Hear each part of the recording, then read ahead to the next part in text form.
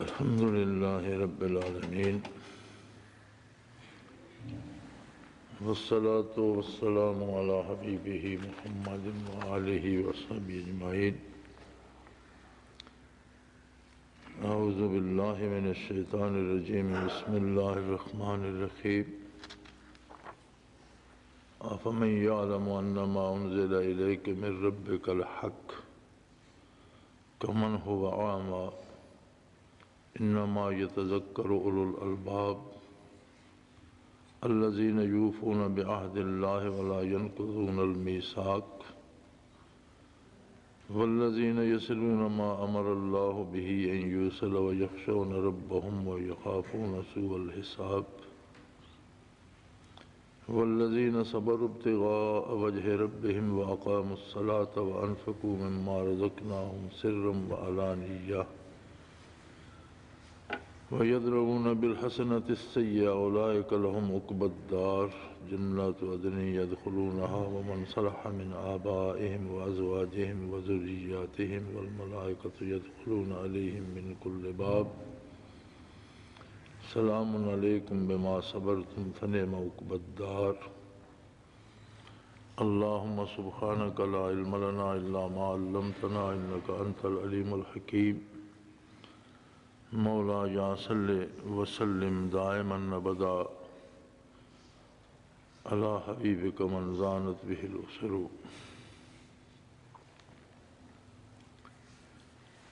قرآن حکیم کے نزدیک بصارت یہ ہے کہ انسان حق کو پہچانے، اور جو لوگ حق کو نہیں پہچانتے قرآن حکیم کے نزدیک وہ اندھے ہیں، یعنی انہوں نے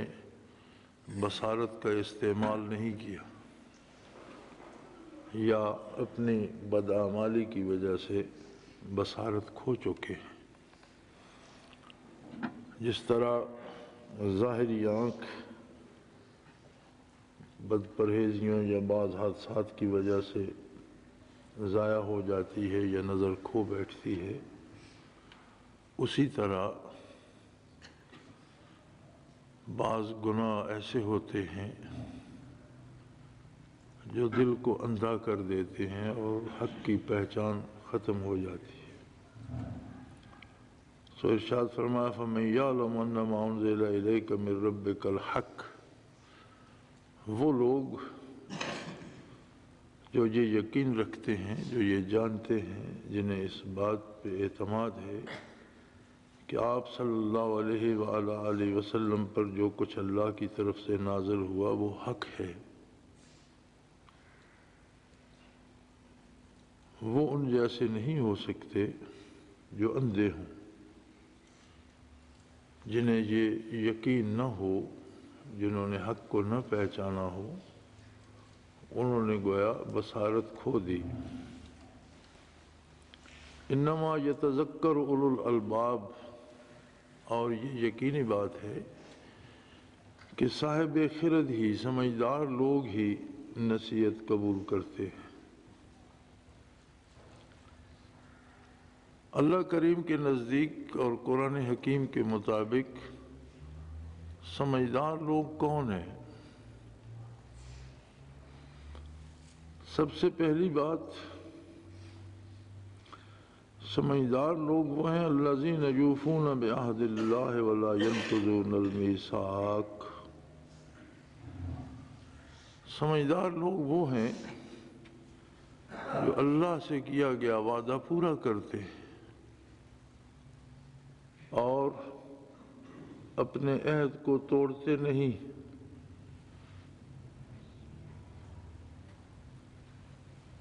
جس طرح روح زمین پر آنے سے پہلے، عالم خلق میں آنے سے پہلے ارواح سے وعدہ لیا گیا، الست بربکم، کیا میں تمہارا پروردگار نہیں ہوں؟ قالوا بلا، سب نے کہا بے شک تو ہی ہمارا پروردگار ہے۔ پھر اگر دنیا میں کسی کو نور ایمان نصیب ہوتا ہے تو اسی وعدے کی تجدید ہے کہ کہ وہ اللہ کو اپنا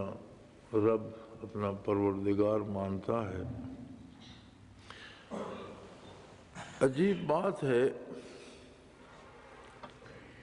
کہ اللہ کریم نے جو عہد ارواح سے لیا اس میں بھی یہ ارشاد فرمایا لست بربکم، کیا میں تمہارا رب نہیں ہوں؟ یہ نہیں فرمایا کہ میری الوہیت کا اقرار کرو، مجھے اللہ مانو۔ مطالبہ یہ تھا کہ کیا تم مجھے رب مانتے ہو؟ رب وہ ہستی ہے جو ہر ضرورت مند کی ہر ضرورت ہر حال میں، ہر وقت، ہر جگہ پوری فرماتی ہے، اور انسان کے بھٹکنے کا سب سے بڑا سبب جو ہوتا ہے، گمراہی کا سب سے بڑا سبب جو ہوتا ہے، وہ اپنی خواہشات کی تکمیل کے لیے، اپنی دنیا کی ضروریات کے لیے، کبھی دولت کی ہوس میں، کبھی اقتدار کے لالچ میں، کبھی زندگی باقی رکھنے کے لیے، چھوٹی موٹی ضروریات میں بھی اس کا پاؤں پھسل جاتا ہے، وہ اللہ کا فرمان چھوڑ دیتا ہے اور اس کے خلاف کر کے فائدہ حاصل کرنا چاہتا ہے۔ تو اس سب کا علاج یہ ہے کہ اسے اللہ کی ربوبیت پر یقین ہو کہ میرا ایک مالک ہے جس نے مجھے پیدا کیا ہے، جس کی دی ہوئی قوت میرے ہر سانس میں موجود ہے، جس کی دی ہوئی نعمتوں سے میں دیکھتا ہوں، سنتا ہوں، میں اس کی مخلوق ہوں، وہ میرا خالق ہے اور میرے ساتھ موجود ہے، وہ میری ضروریات سے واقف ہے۔ اس نے تکمیل ضروریات کے جائز وسائل ارشاد فرمائے ہیں، قوت دی ہے، عقل و خرد عطا فرمائی ہے، علم عطا فرمایا ہے، اور جائز طریقے سے رزق حاصل کرنے کا حکم دیا ہے۔ اب اگر کوئی جائز طریقے سے محنت مشقت کر کے اپنی روزی حاصل کرتا ہے اور اللہ کے احکام کو اور حدود الہی کو نہیں توڑتا تو وہ تو اپنے وعدے پہ قائم ہے، لیکن جو چند لقموں کے لیے اللہ کی حدود کو توڑ دیتا ہے اور محض حصول رزق کے لیے حرام اور ناجائز وسائل اختیار کرتا ہے، تو اللہ کریم فرماتے ہیں کہ یہ بے وقوف بھی ہے، اندھا بھی ہے، اور اللہ سے کیا ہوا وعدہ بھی توڑ رہا ہے۔ صاحب خرد وہی ہیں جو اللہ سے کیے ہوئے وعدے کو توڑتے نہیں۔ والذین یصلون ما امر اللہ بہ ان یوصل، اور جن چیزوں کو جوڑنے کا اللہ نے حکم دیا ہے ان کو جوڑتے ہیں، جن رشتوں کو جوڑنے کا حکم دیا ہے، جن احکام کو مکمل کرنے کا حکم دیا ہے، جس طریقے سے زندگی کرنے کا حکم دیا اس طرح سے زندگی کرتے ہیں، اور اس کے باوجود اپنے اللہ سے، اس کی ناراضگی سے ڈرتے بھی ہیں، اس لیے کہ ہماری عبادتیں اور ہماری نیکیاں جو ہم کرتے ہیں وہ بھی اس قابل نہیں ہوتی جتنی بالا اور بلند اور عالی اس کی بارگاہ ہے۔ ہر کام کا ایک معیار ہوتا ہے، اور ہم دنیا میں بھی دیکھتے ہیں کہ بے شمار چیزیں بنتی ہیں، لباس بھی بنتے ہیں، جوتے بھی بنتے ہیں، سواریاں بھی بنتی ہیں، گاڑیاں بھی بنتی ہیں، اسلحے بھی بے شمار چیزیں بنتی ہیں، لیکن کیا وہ ساری چیزیں بادشاہ کو پیش کرنے کے قابل ہوتی ہیں؟ اگر کوئی مٹی کا ایک گھڑا بھی بناتا ہے اور اسے بادشاہ کو پیش کرنا ہو تو وہ ویسا نہیں ہوگا جیسا عام آدمی کو بنا کر دیتا ہے۔ دنیاوی بادشاہ کے لیے اگر ایسی چیز ہم منتخب کرتے ہیں جیسی کسی عام آدمی کی رسائی میں نہ ہو، تو جو چیز بارگاہ الہی میں پیش کرنی ہے وہ کیسی ہونی چاہیے؟ اور پوری کوشش کرتے ہیں کہ اللہ سے جو میثاق ہے وہ قائم رہے اور اسے نہ توڑے۔ اس کے باوجود اس بات سے ڈرتے ہیں کہ میری نیکیاں، میرے اعمال، میری عبادتیں، میرے سجدے بھی شاید اس قابل نہیں ہیں کہ اس کی عالی بارگاہ میں پیش کیے جائیں۔ چہ جائے کہ بندہ ہو کر اس کے احکام کو ترک ہی کر دے۔ ہم ایک روزمرہ کی روٹین سمجھتے ہیں کہ 5 نمازیں ادا کر لیں، کبھی بھاگتے دوڑتے، کبھی اٹھتے بیٹھتے، کبھی جیسے خیال آیا، کبھی رہ گئیں۔ اور مسلمانوں کی اکثریت ایسی ہے جو اس کا تکلف بھی نہیں کرتی۔ لیکن آپ ہی سوچئے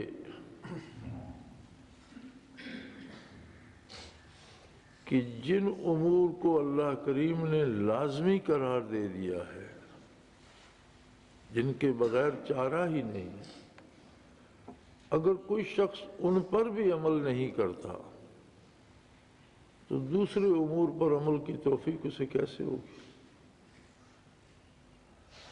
یا کرتا ہے تو کما حقہ نہیں کرتا، چونکہ عبادت کے لیے 2 چیزیں ضروری ہیں۔ ایک تو یہ ہے کہ اللہ کا حکم ہو، دوسرا یہ ہے کہ طریقہ وہ ہو جو محمد الرسول اللہ صلی اللہ علیہ وسلم نے بتایا یا سکھایا یا اختیار کیا۔ ہم اگر اپنی روزمرہ کی زندگی کا تجزیہ کریں تو ایسی رسومات جو ہم نے خود ایجاد کر لی ہیں، جن کا حکم اللہ نے نہیں دیا، جو نبی کریم صلی اللہ علیہ وسلم سے ثابت نہیں ہے اور ہم نے خود وضع کر لی ہیں، ان پر پوری پابندی اور پورے اہتمام سے عمل ہوتا ہے۔ وہ خواہ شادی بیاہ کے معاملے میں ہوں یا کسی کی موت پر ہوں۔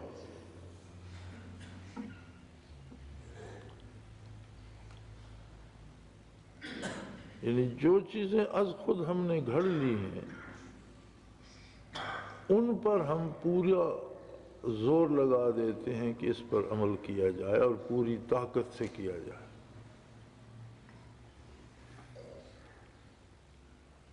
حکومت کے امور بھی اپنے ہوتے ہیں اور اس کے مشورے دینے والے لوگ بھی۔ اب کیسی عجیب بات ہے کہ حکومت نے بھی شادی کی دعوت پہ پابندی لگائی، سپریم کورٹ نے بھی شادی کی دعوت پہ پابندی لگا دی، حالانکہ شادی کی دعوت اپنی حیثیت کے مطابق بطور ولیمہ بچے والوں کے لیے کرنا تو سنت ہے۔ بچی والوں کے لیے دعوت کرنا ضروری نہیں ہے۔ ہاں اگر کوئی باہر سے دور سے مہمان آ گئے ہیں تو کھانا تو وہ کھائیں گے، لیکن اسے کسی دھوم دھڑلے کی بڑی دعوت بنانے کی ضرورت نہیں ہے۔ اور بچوں والے کے لیے ولیمہ کرنا سنت ہے۔ اور غالباً میں نے پڑھا تو نہیں لیکن میں سمجھتا یہ ہوں کہ سپریم کورٹ کے حکم میں بھی اس کی اجازت تو ہوگی کہ ولیمہ اپنی حیثیت کے مطابق کوئی کر سکے۔ لیکن عجیب بات یہ ہے کہ جو مر جاتا ہے، یتیم بچے چھوڑ جاتا ہے، اس کی میراث جب تک ورثاء میں اور ان بچوں میں تقسیم نہ ہو جائے تب تک اس کی میراث سے خرچ کرنا جائز نہیں ہے۔ اور میں یہ سمجھتا ہوں کہ شادی سے بڑی دعوت مرنے پہ ہوتی ہے۔ اس پہ کوئی پابندی بھی نہیں، اور وہ ہم نے ایجاد کر لی ہے۔ ایسا بھی دیکھنے میں آتا ہے کہ ایک مریض دوائی کے لیے ترستا رہتا ہے، اسے 10 15 20 50 100 روپے کی دوائی لا کر کوئی نہیں دیتا، لیکن جب وہ مر جاتا ہے تو پھر دیگیں پکنا شروع ہو جاتی ہیں اور ہزاروں روپے خرچ ہو جاتے ہیں۔ وہی بندہ زندہ تڑپ رہا ہوتا ہے تو اس پر 10 روپے خرچ کرنے کو کوئی نہیں تیار ہوتا کہ اس کا علاج معالجہ ہو سکے، اور اس طرف شاید حکومت کی توجہ بھی نہیں گئی۔ چاہیے تو یہ تھا کہ اس کے ساتھ یہ قانون بھی بنا دیا جاتا کہ مرنے والے کے گھر سے بھی کھانا نہ کھایا جائے، لیکن وہ چونکہ ہم نے خود ایجاد کر لیا ہے۔ شرن تو یہ ہے کہ اگر اسی کے گھر سے کھانا ہے، بلکہ شرن تو یہ ہے کہ 3 دن تک رشتہ دار اور دوست احباب مہمانوں کو کھانا دیں، دعوتیں نہ کریں، لیکن جو دور سے مہمان آئے ہیں یا خود اس کے جو بچے یا اہل خانہ رہ گئے ان کے کھانے کا انتظام کریں، اور اگر بچے یتیم ہی رہ گئے ہیں تو ان کی میراث سے تو کھانا کسی طور بھی جائز نہیں، اور اگر بڑے بھی ہیں تو جب تک وہ میراث تقسیم نہیں ہوتی، ہر ایک کو اپنا حصہ نہیں ملتا، پھر کوئی اپنے حصے سے خرچ کرتا ہے تو کرے، لیکن کوئی نہیں پوچھتا۔ اس لیے نہیں پوچھتے ہم کہ یہ رسمیں ہم نے بنائی ہیں، اور جو ہم نے بنائی ہیں ان پر ہم حرف نہیں آنے دیتے۔ ہمارا تو غریبی ہو، گھر میں کوئی چیز نہ بھی ہو تو بھی ادھار مانگیں، کچھ رہن رکھیں، اس کا اہتمام ہم کرتے ہیں جو ہم نے بنائی ہیں، لیکن جو اللہ کا حکم ہے اور جو احکام ہیں شریعت کے اور جو فرائض ہیں ان کے لیے ہمارے پاس فرصت ہی نہیں ہوتی۔ تو فرمایا یہی بے وقوفی ہے کہ اللہ سے کیے ہوئے وعدے کو نہ نبھایا جائے۔ عقل مند وہ لوگ ہیں جو اس عہد کو نبھاتے ہیں اور جن کاموں کو کرنے کا حکم دیا ان کو کرتے ہیں، اور کرنے کے بعد بھی اپنی حیثیت اور اپنے کام کرنے کے طریقے کو دیکھ کر وہ اس بات سے ڈرتے رہتے ہیں کہ یہ جو کچھ میں کر رہا ہوں شاید یہ قبول بھی ہوتا ہے کہ نہیں، اس قابل ہے بھی کہ نہیں۔ وَيَخَافُونَ سُوءَ الْحِسَابِ، اور اس بات کا اندیشہ رکھتے ہیں کہ جس طرح کا سخت حساب نہ ماننے والوں کا ہوگا، کہیں ماننے کے بعد بھی میرے یہ ٹوٹے پھوٹے اعمال اکارت چلے جائیں اور میں اس طرح نہ پکڑا جاؤں جس طرح نہ ماننے والے پکڑے جائیں۔ اور کتنا بد نصیب ہوگا وہ شخص کہ جو دعوے ایمان کے ساتھ وظیفے چلے اور پتہ نہیں کیا کیا کرتا رہا ہو، محنتیں اور مجاہدے کرتا رہا ہو، لیکن وہ خلاف سنت ہوں، قابل قبول نہ ہوں، چونکہ کوئی بھی عمل جو سنت کے خلاف ہے اس میں صلاحیت اور بہتری نہیں ہے، نہ وہ اللہ کے نزدیک قبول ہوگا، نہ وہ قابل قبول ہے۔ وَالَّذِينَ صَبَرُوا ابْتِغَاءَ وَجْهِ رَبِّهِمْ، فرمایا وہ لوگ جو اللہ کی رضا حاصل کرنے کے لیے صبر اختیار کرتے ہیں۔ صبر کا معنی عربی لغت میں ہے رک جانا، جیسے گھوڑے کو باغ کھینچ کر روک لیا جائے، ایسے عمل کو صبر کہتے ہیں۔ اور سب سے بڑا صبر یہ ہے کہ اللہ کی نافرمانی سے رک جائے۔ بھوکا ہے اور کھانے کو حرام ملتا ہے تو حرام نہ کھائے، بھوک برداشت کر لے۔ گناہ کر سکتا ہے، گناہ کا موقع ہے، لیکن اللہ کے حکم کو یاد کر کے اپنے آپ کو گناہ سے روک لے۔ اسی طرح صبر کا مفہوم یہ بھی ہے کہ بعض دفعہ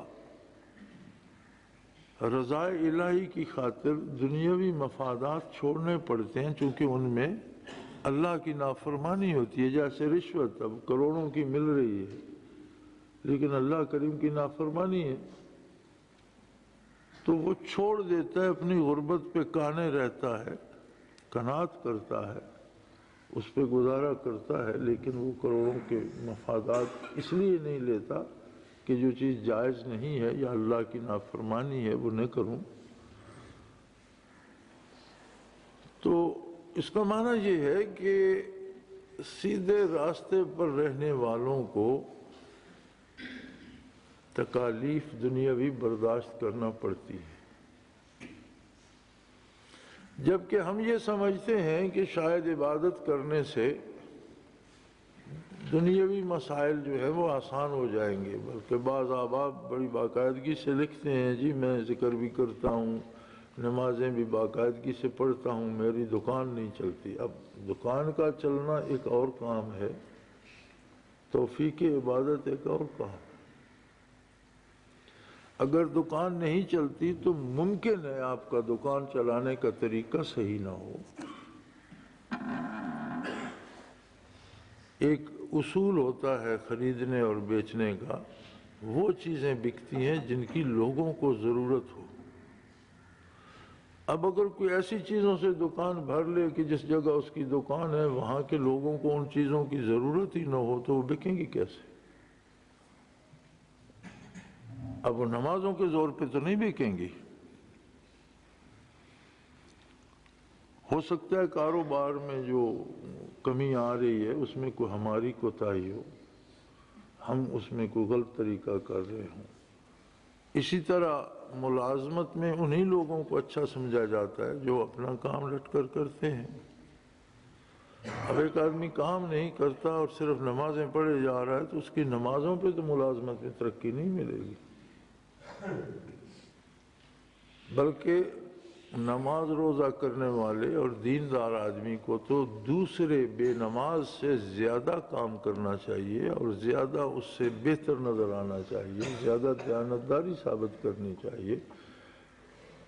اب دوسرے امور میں جو آدمی اللہ کا نافرمان ہے اور ایک اللہ کا فرمان بردار ہے تو واضح فرق ہونا چاہیے دونوں میں۔ لیکن ہماری بدنصیبی یہ ہے کہ ہم دیکھیں تو ہمارے بازار حاجیوں سے بھرے ہوئے ہیں، اکثر دکاندار، اکثر خرید و فروخت کرنے والے لوگ حاجی ہیں، لیکن ہماری حالت یہ ہے کہ کسی ایک پر بھی اعتبار کرنے کو دل نہیں چاہتا۔ کیا عجیب بات ہے کہ ہم نمازیں بھی پڑھ لیتے ہیں، حج بھی کرتے ہیں، تسبیح بھی ہاتھ میں رکھتے ہیں، اللہ اللہ بھی کرتے ہیں، اور لین دین میں ہم پہ اعتبار نہیں کیا جا سکتا۔ تو فرمایا اس میں تو والذین یصلون ما امر اللہ بہ ان یوصل،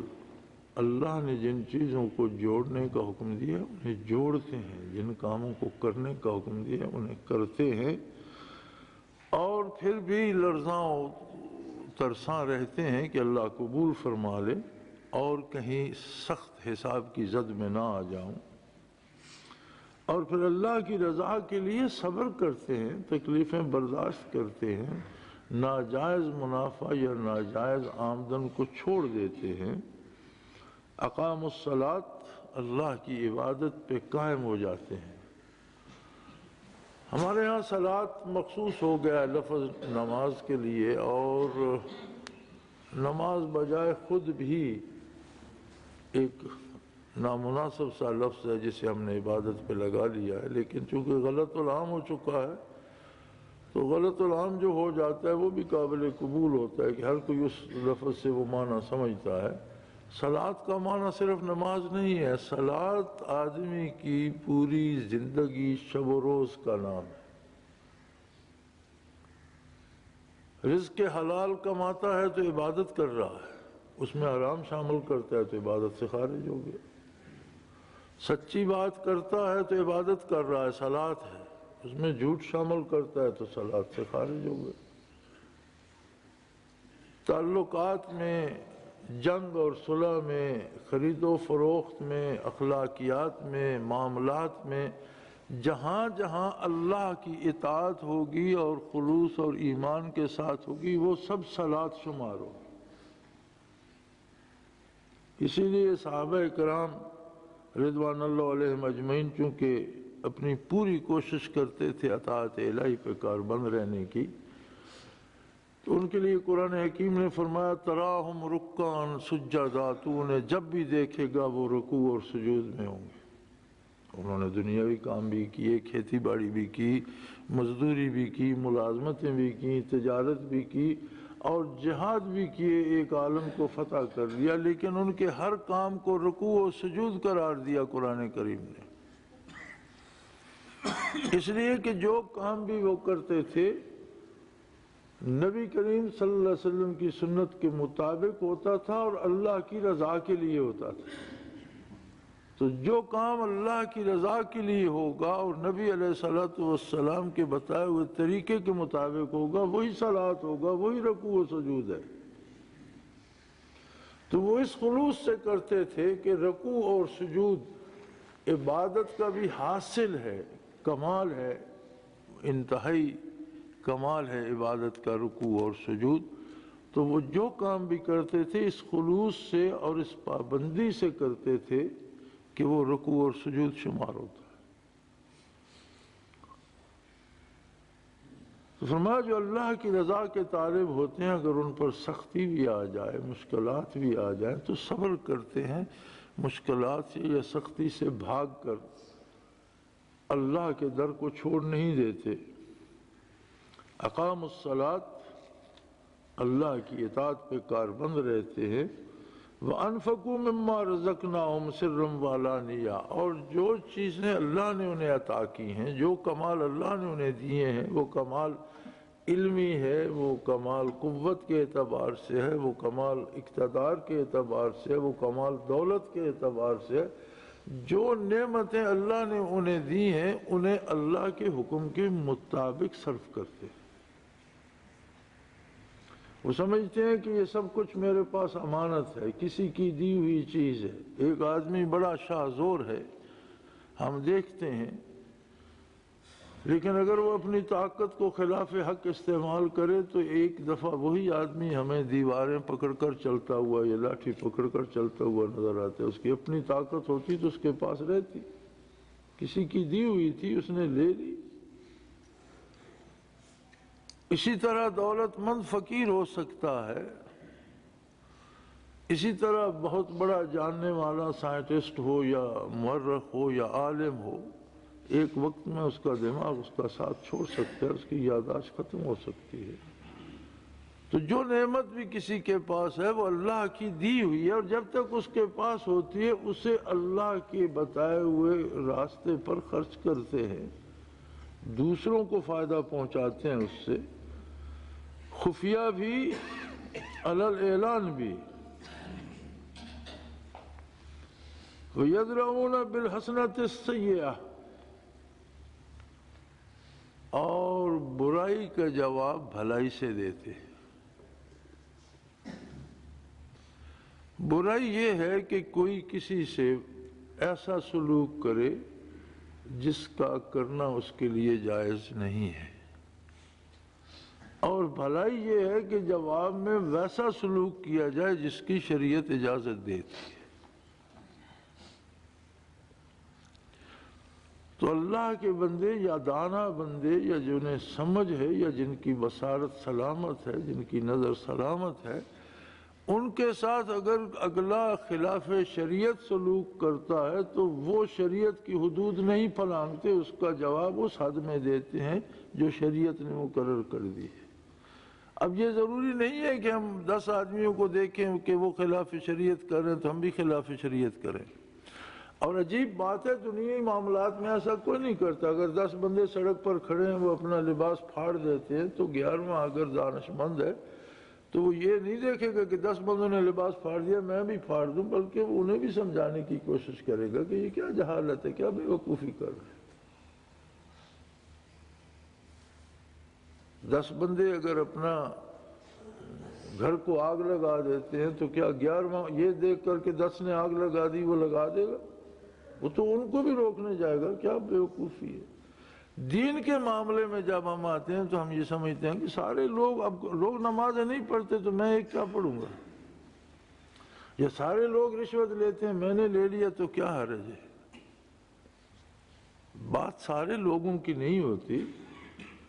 بات ہر ایک کی اپنی ہے، اور اگر ساری دنیا بھی اللہ کی اطاعت چھوڑ دے تو اللہ کی شان میں کیا فرق آ جائے، اور اگر کوئی ایک فرد بھی رہ جائے اور اسے اطاعت الہی نصیب ہو تو اسے تو اللہ کا شکر ادا کرنا چاہیے کہ اتنے گمراہ لوگوں میں اللہ نے اسے اطاعت کی توفیق عطا کر دی، وہ اپنی اطاعت پہ قائم رہے، ان لوگوں کو دیکھ کر خود اطاعت سے گمراہ نہ ہو جائے، بلکہ جسے اللہ ایمان نصیب کرے اسے تو مثال بننا چاہیے کہ دیکھو ہزاروں لوگ یہ برائی کر رہے ہیں لیکن یہ بندہ ہے کہ نہیں کرتا، دوسروں کے لیے مثال بننا چاہیے، نہ کہ برائی میں دوسروں کی تقلید کرے۔ فرمایا اللہ کے بندے وہ ہوتے ہیں یدرؤون بالحسنۃ السیئہ، برائی کو نیکی سے روکتے ہیں۔ تو برائی کا جواب بھلائی سے مراد یہ ہے کہ اگر کوئی حدود شرعی توڑ کر، احکام شریعت توڑ کر برے انداز سے سلوک کرتا ہے تو وہ اس کا جواب شرعی حدود کے اندر دیتا ہے۔ اگر قاتل کو عدالت سزائے موت دیتی ہے تو قاتل نے جو قتل کیا اسے برائی کہا جاتا ہے، لیکن عدالت جو اسے سزائے موت دیتی ہے اسے برائی نہیں کہتی، وہ نیکی ہے۔ حالانکہ دونوں طرف بندہ ہی قتل ہوا، اس نے بندہ قتل کیا، عدالت نے حکم دیا، وہ بھی بندہ قتل ہو گیا، لیکن اس کا قتل کرنا برائی تھا، عدالت نے قانون کے مطابق جو سزائے موت دی یہ نیکی تھی۔ تو برائی کو نیکی سے ختم کیا جاتا ہے۔ اس سے مراد یہ نہیں ہے کہ عیسائیوں کی طرح اگر ایک گال پہ تھپڑ لگے تو دوسرا آگے کر دو، یہ مراد نہیں ہے۔ مراد یہ ہے کہ جو کوئی برائی کرتا ہے، زیادتی کرتا ہے، اس کا جواب دیتے وقت وہ حدود شرعی کو چھوڑ نہیں دیتا، اس نے حدود شرعی کو چھوڑا، برائی کی، لیکن اس کا جواب شریعت کے اندر رہ کر جو دیتا ہے وہ نیکی ہے۔ اولئک لہم عقبی الدار، آخرت کا گھر ایسے لوگوں کے لیے ہے۔ جنات عدن یدخلونہا ومن صلح من آبائہم وازواجہم وذریاتہم، ایسے لوگوں کی تو اللہ فرماتا ہے موج لگ جائے گی، جنت ان کے لیے ہے جس میں وہ داخل ہوں گے، اور وہ لوگ بھی جو ان کے آباء و اجداد میں سے شریعت پہ کاربند رہے وہ بھی ہوں گے، ان کی بیویاں ہوں گی، ان کے بچے ہوں گے، یعنی خاندانوں کے خاندان اگر شریعت پہ کاربند رہے تو جنت میں خاندانوں کے خاندانوں کو جگہ دے دی جائے گی، اکٹھے یکجا کر دیے جائیں گے اور مل کر رہیں گے۔ والملائکۃ یدخلون علیہم من کل باب، اور فرشتے خادموں کی طرح ہر دروازے پہ ان کی خدمت کے لیے کھڑے ہوں گے اور داخل ہوں گے اور انہیں کہیں گے سلام علیکم بما صبرتم، اللہ کی سلامتی ہو تم پر کہ تم نے صبر سے زندگی کاٹی، یعنی شریعت پر جم کر رہے، مصیبت آئی تو بھی، راحت آئی تو بھی، بھوک افلاس آیا تو بھی، اور دولت آ گئی تو بھی، حدود شرعی کو نہیں چھوڑا، یہ صبر ہے۔ تم نے صبر کیا، فنعم عقبی الدار، تو کتنا مزے کا یہ آخرت کا گھر ہے، اب موج کرو۔ آخرت کی زندگی نہ ختم ہونے والی ہے، اور دنیا کی زندگی چند روزہ ہے۔ خوش نصیب ہے وہ جو والدین کی نجات کا سبب بھی بنے اور اولاد کی نجات کا سبب بھی بن جائے۔ اور اللہ کریم اپنے چاہنے والوں، اپنے سے محبت کرنے والوں پر یہ انعام فرما دیتے ہیں کہ ان کے والدین کو بھی نجات ہو جاتی ہے، اولادوں کو بھی نجات ہو جاتی ہے، اور آخرت میں اللہ کریم کامیابی عطا فرماتے ہیں۔ اللہ کریم ہم سب پہ رحم فرمائے، ہمارے خطاؤں اور گناہوں سے درگزر فرمائے، اور ہمیں ان لوگوں میں شامل فرمائے جن کے خاندانوں کے خاندان جنت میں داخل ہوں گے۔ وآخر دعوانا الحمدللہ رب العالمین۔